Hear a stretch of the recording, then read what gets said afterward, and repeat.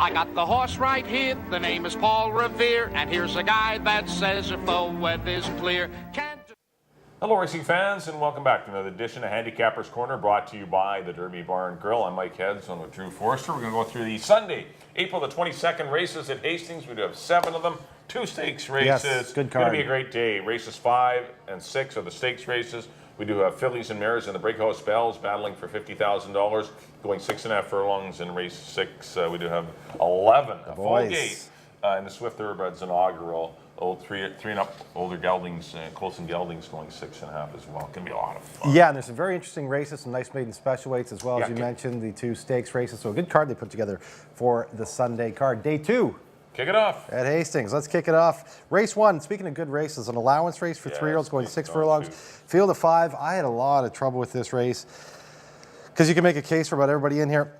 I went to the 2, give me some slack out of the Mike Anderson barn for the reason that he's been down in Turf Paradise training. He never ran down there, but you look back, that March 13th work, 59-4 over the Turf Paradise Oval. I like the fact that he's been down doing training in the sun, while everybody's been up here in the snow. And I'm going to give a slight edge in a tough race to give me some slack.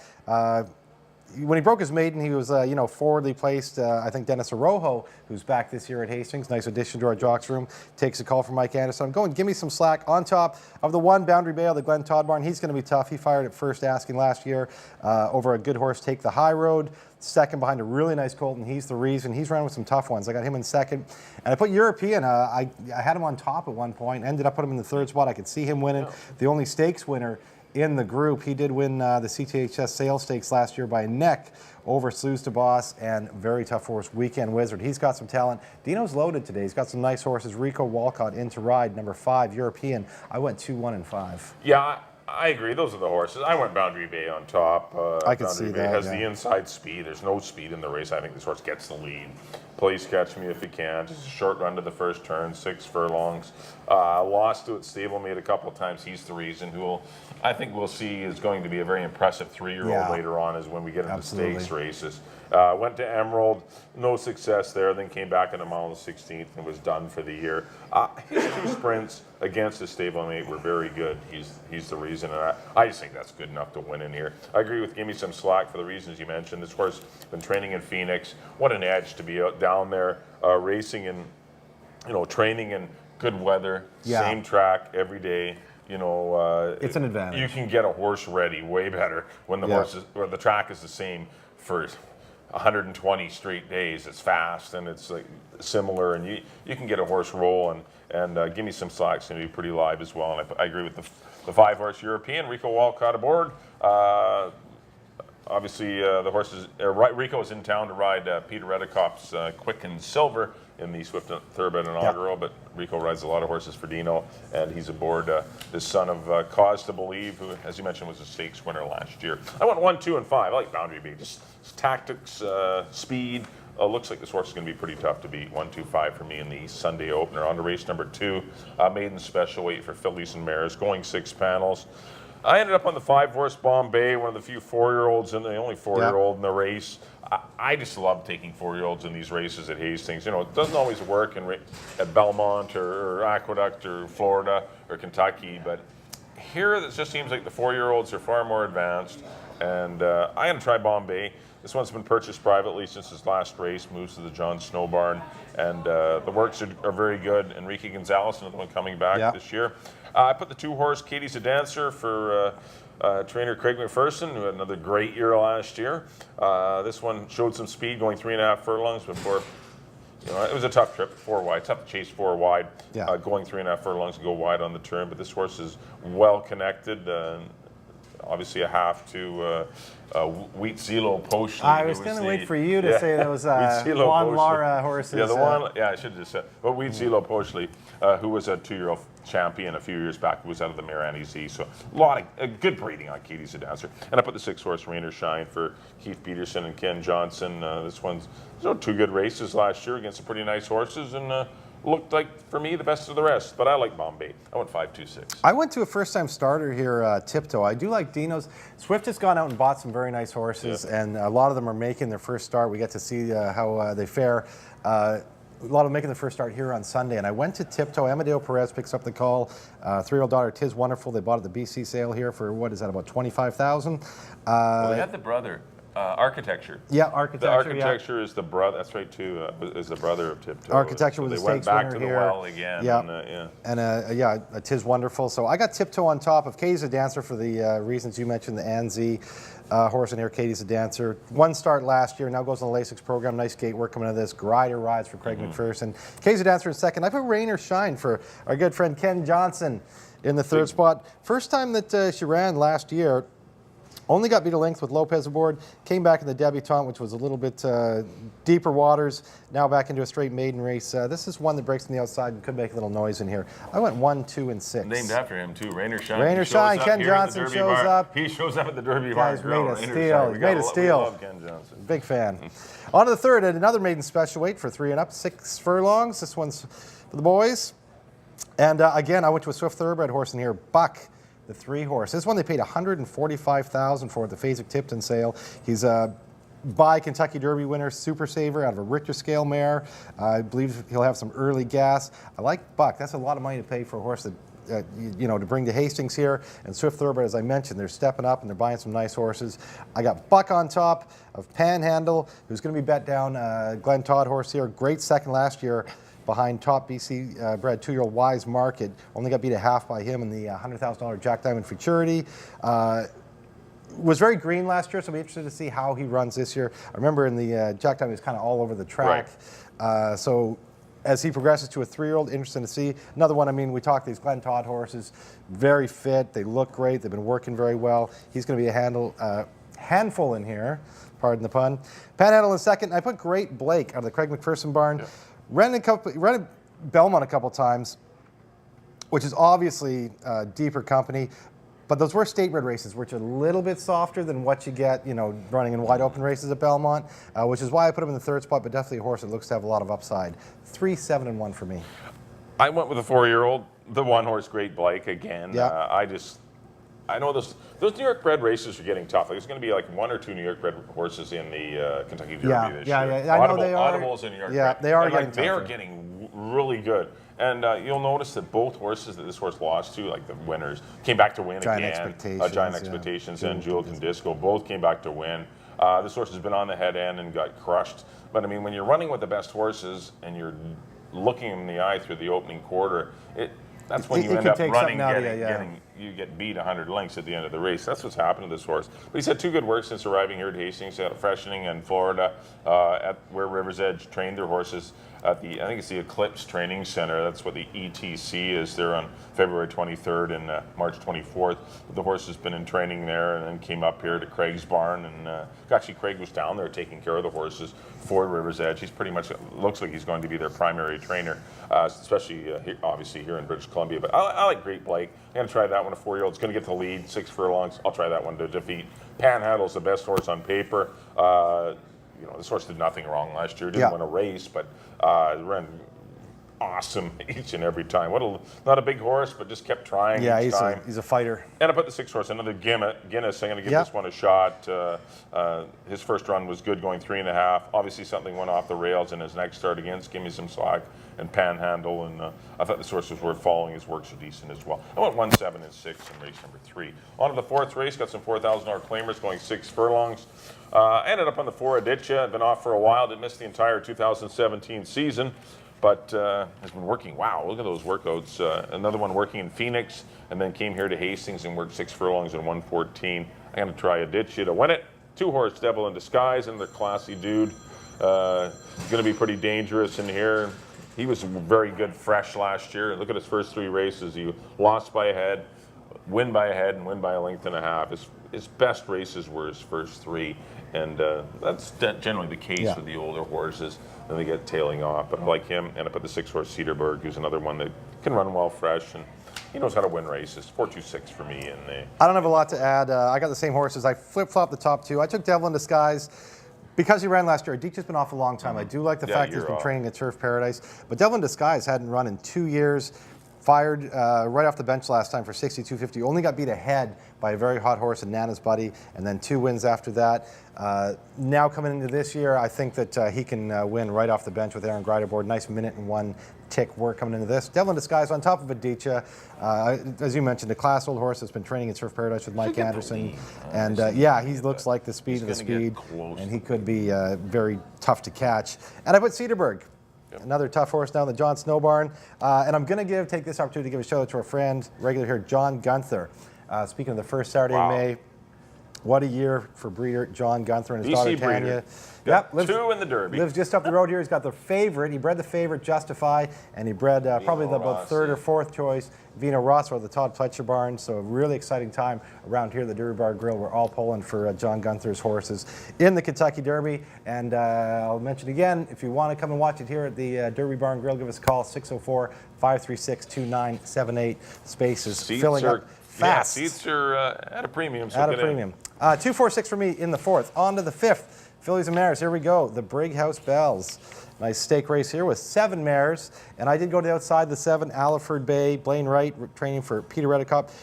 Rico Walcott rides. Just gets beat a length in a stake at Golden Gate. She's been running. I have to think that race she was in, she got a 78 bar. I have to think that's tougher than what she faces here. So I'm going to go Alliford Bay to win it. She's got early gas too. It's going to give Rico options. A lot of things to like about Alfred Bay. I got her on top of another invader, Jacob's Rocket Girl, the Craig McPherson barn. Aaron Grider rides. Short career for her. She's only run 4 times. Started, beat ahead out in Northlands, then went down, broke her maiden at Gulfstream Park. She is a Florida bred by 7 with Tyler Gaffley on board in the slop. And tried a little overnight stake, that didn't work out. Then went to Tampa Bay in one of those optional 16s, and she won that by a head. Definitely has a lot of upside. Lightly raced 4-year-old filly. She looks like the best of the rest of me. I have her in 3rd spot, or 2nd spot, sorry. In 3rd spot, I put a filly that doesn't want to sprint. Princess O'Prado, the Mike Anderson barn, but she's race fit. She's been running really well, coming off a win at Turf Paradise, going a mile. As I mentioned, she doesn't really want to sprint, but if it gets hot up front, she's going to be running at the end, and she's race fit. Got her in the 3rd spot, 7-1-2 for me. I agree. The 7 horse is the horse to beat. The horse is miles the best. Definitely the best bet on the card, I think. Alliford Bay is like going to be salty. I mean, this horse is running in Golden Gate, Emerald. I mean, this horse's races are spectacular. The filly hasn't really run a bad race, other than the mile in the 16th race on the turf at Golden Gate. Every other race, she's right there or thereabouts. This is not a tough filly and mare division right now, and Alliford Bay should crush this field. While the balance is up, the rest is kind of a blur. I agree with the one, Jacob's Rocket Girl, but I can see the horse, getting the lead and being maybe the toughest horse to Alliford Bay. Might be a little stubborn in the stretch because she is racing fit. One going 7 furlongs and is like Alliford Bay. Has recent racing, and I agree. Princess O'Prado. It was Princess O'Prado or Princess Katie. One of the princesses in here for me for 3rd. I went Princess O'Prado. They're both similar horses to me. Eau Claire, cool mare. I'm just worried she's going to get hooked with the one horse, Jacob's Rocket Girl, and a horse that's race fit. But she's doing good. She's just doing really well. And look at those works. I never would ever not have her in. If I had to go 3 or 4 deep in this race, you definitely don't want to leave out the Greg Tracy runner. But the 7's really nice. Yeah, she's going to be tough. I went 7-1-2. On to the 6th race, our co-feature, the Swift Inaugural for 3-year-olds and upwards, going 6.5 furlongs. Nice $50,000 stakes race. Bunch of them. I ended up on the 4, Trooper John. I'm going to try him to win it. He's a neat horse, just a real win machine. His sprint ability is still in question, but I just think there could be some speed in here with Modern, Quick and Silver, Blue Law. There's some pace out, even on the outside. Hold the Giant, Driller. There's some pace in here. I just think he may get a really nice trip under David Lopez in behind the speed. He was unlucky not to win the BC Derby last year. Chief Know-It-All's a really nice horse. That's the only horse he lost to last year was Chief Know-It-All. Yeah. He lost to him twice in the Canadian Derby and the BC Derby. But what a neat horse for Tim Rycroft and the River's Edge Racing Stable. And this horse has worked well since arriving at Hastings. And he's been prepped for this race. And I just think this horse is pretty live. I put 3, Quick and Silver. Another race-ready horse for Peter Redicott and Blaine Wright. Won 3 of its last 4. His last one was the 62.50 claimer, where the horse was in for the the price, but still, those are tough races. And Yeah. This horse has been running some very nice numbers. I put the one horse Modern, our last year champion, in for third. He's a neat horse. He just continues to run good races. He's an 8-year-old now, but he's still He gets better. Always tough. Every year he gets older, he gets better. He gets Dino tougher. does a great job. Yeah, with him, he has done a spectacular job with him.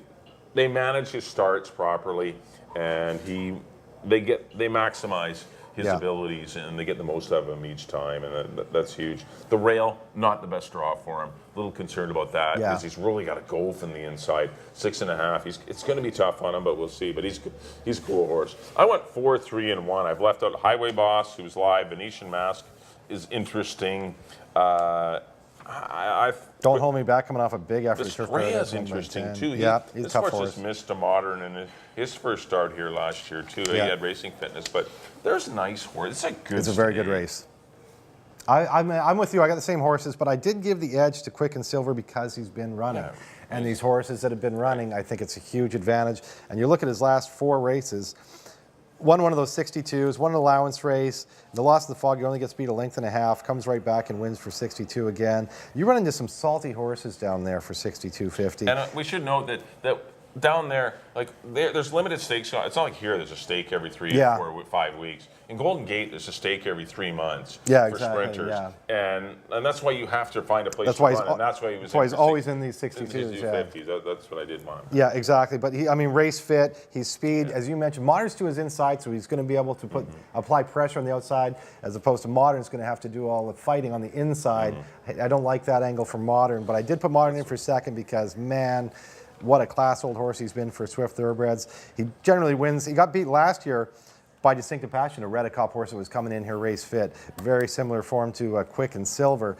So I went with Quick and Silver, but then he knocked out a stake right after that. Every year he wins the sprint stakes here. Super tough. Got Modern in second spot. And I have your top pick, Trooper John. What a year he had last year. Well, look at his record. He's never been out of the money.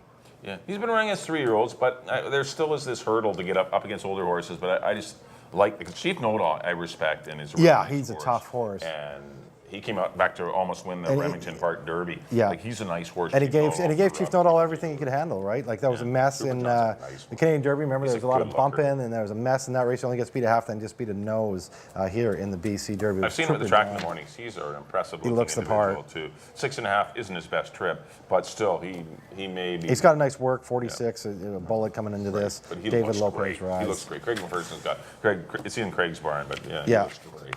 So same horses as Mike, different order. 3, 1, and 4 with Quick and Silver on top in the Swift Thoroughbred Inaugural.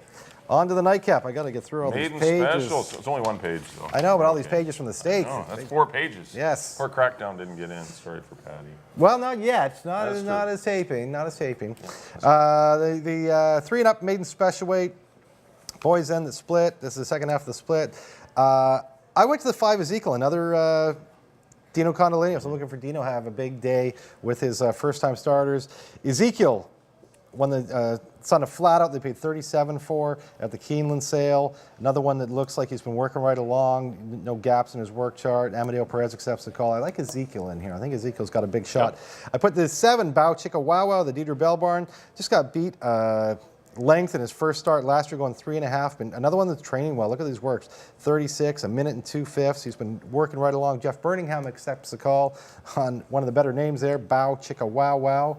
Put him in second, and I threw my dad's horse, Russian Thrill, for Cameron Hill, son of Vronsky. They bought at the Washington sale a couple years ago for $14,000, making his debut. My dad's horse has actually looked good this spring. Yep. I've seen him. He's a big, tall thing. Yeah, they got a lot of miles in him. Mark Klucha had him out at Canmore throughout the winter, so they should be. It's not really like him to have horses ready this early.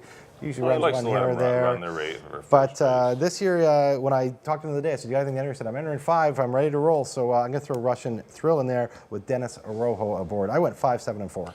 Yeah. We're different in here, but it's that kind of race. There's nothing to really hang your hat on in here. It's kind of a bit of a guessing. I went to the 1 Cedar Shines. Kind of showed some speed last year for Greg Tracy, and this horse ran a mid-pack effort against Not Yet, Blue Tide, and the chances are, I thought that was a pretty decent maiden race. His works have been decent. This horse has been in training for a long time. I know he's won 5/8, but this horse is ready to run. And I just thought the inside post with some speed might be interesting in here because it when you look at it, Bauchikowawa might be the only other speed horse. The 3-horse Fort Mac, probably not best served at 6 furlongs, but this horse has grown into a really nice. He's kind of an awkward-looking horse last year. That's the advantage I have of seeing them every day. I picked him a lot last year. And that's probably why I he see stopped him him. now. He's way more athletic. Yeah. He was kind of a big, gangly-looking clown last year, awkward. and he ran some. He just didn't have a purpose last year. He seems like. He's racing with a purpose, and he's got a little more athleticism to him, a little more, he's in the game a little more, and I'm not saying he's going to win going 6 furlongs, but I just expect a better performance from Fort Mac, and I put the 6-horse Stone Carver for the River's Edge Racing, and Craig McPherson, $35,000 Keeneland purchase. Did you see the mare? Yes, Vermilion Sea. Dad had that one. Yes, that was one of Jan Whittam's Vermilion Sea. Talented mare. Yep. And I've been training at Tampa, and then went at the Eclipse Training Center before coming here to Hastings. Works haven't been fast, but I like there's a lot of miles with Stone Carver, and this horse was worth a look. What scared me off in those is Birdstone. So this is one, 6 furlongs probably isn't going to be as big. Well, maybe it swung to the mare. Vermilion Sea was pretty darn quick. She was quick. Yeah, she was fast. That's true. She wasn't the greatest breaker, but she really zipped off. She was a fast thing and had a lot of ability. I went 1, 3, and 6 to close out the Sunday program. Well, that'll do it for our analysis of the Sunday afternoon, April 22nd program. Next up on screen will be a quick recap of our selections. Back in race number 1, I did go to the 1-horse Boundary Bay. Probably, I'm going to say, it might not be the best bet of the day, but he's in the top one. He's 1, 2, 3. 1, 2, 5 for me in the opener. Race number 2, I went to the 5 Bombay, 5, 2, and 6. Race number 3, I went to the 1 Great Blake over the 7 Panhandle, 1, 7, 6. Race number 4, I went to the 4 Adichie over the 2 Devil in Disguise and the 6 Cedarburg. Race number 5, this would be the best bet of the day, the 7 Alliford Bay. This is a nice filly. 7, 1, and 2 for me in race 5. Race number 6, I went to the 4 Trooper John, 4, 3, and 1 in the Swift Thoroughbred Inaugural. And then race number 7, I went to the 1 Cedar Shines in a very tough finale. I got to go 1, 3, and 6. On to my picks, there we go. Back in the first, I went to the 2. The horse has been training in Turf Paradise. Give me some slack. Over the 1 Boundary Bay and the 5 European. In the second, I went to the 1 Tiptoe over the 2 and the 6. In the third, I went to the 3 Buck, first time start of the Dino Conolinos barn, over the 7 and the 1. In the fourth, I went to the tough old horse, number 2 Devil in Disguise, over the 4 and the 6. In the fifth, I agree with Mike. Best bet of the day for me, number 7 Alliford Bay, over the 1 Jacob's Rocket Girl and the 2 Princess O'Prado. In the sixth, the Swift Thoroughbred Inaugural. I went to the 3 Quick and Silver, over the 1 the very tough Modern, and the 4 Trooper John. And the nightcap, I went to the 5 Ezekiel, over the 7 and the 4. Well, thanks everyone for tuning in to Handicapper's Corner. Once again, if you can't make it out to the track on Sunday, please do come out here to the Derby Bar and Grill. Lots of course, Hastings will be on the big screen, and always lots of action out here going on. Good food specials, and always a great place to watch the races. This is the spot. Our next live cards will be next Saturday and Sunday, April 28th and April 29th, and then of course the week after that is Kentucky Derby Saturday. Cinco de Mayo. Cinco de Mayo. It's going to be a lot of fun. Amazing that Kentucky Derby week is upon us very quickly. But our next live card, next Saturday, April the 28th. On behalf of Drew, thanks for tuning in, everyone. Hopefully you've enjoyed the show, and we'll see you next time here on Handicapper's Corner.